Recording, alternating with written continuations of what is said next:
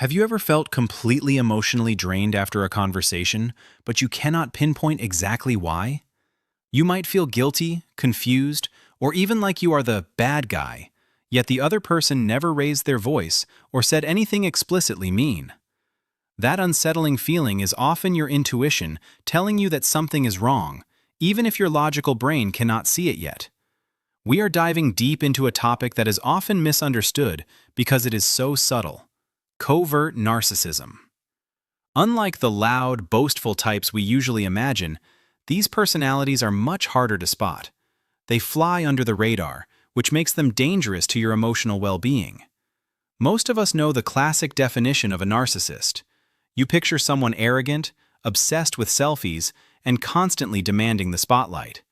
That is what psychologists call an overt narcissist. They are easy to identify because they put everything on display. However, the covert narcissist is different.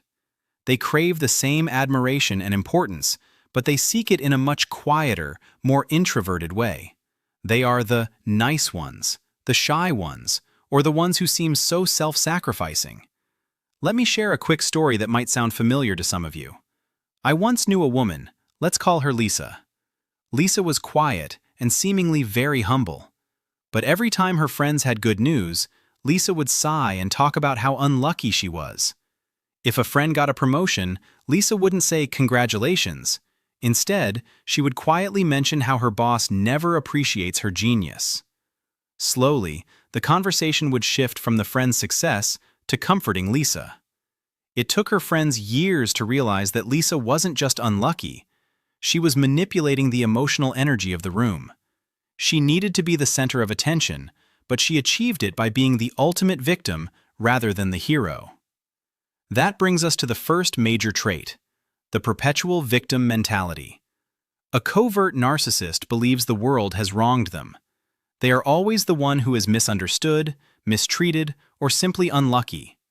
By playing the victim, they demand your sympathy and attention.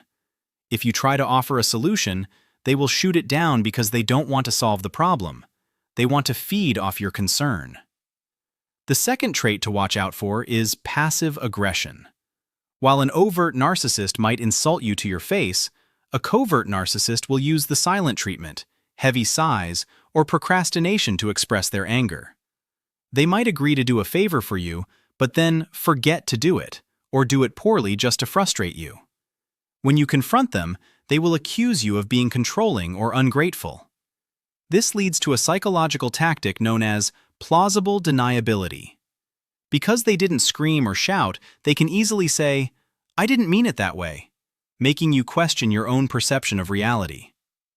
The third hidden trait is high sensitivity to criticism.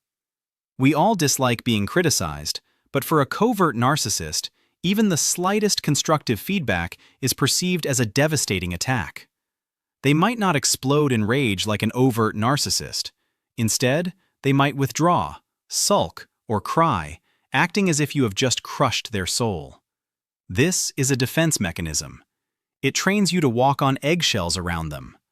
Eventually, you stop voicing your needs or concerns because you don't want to deal with their emotional collapse.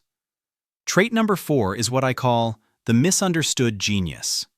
They often feel they are special and unique, but the world is just too stupid to recognize their brilliance.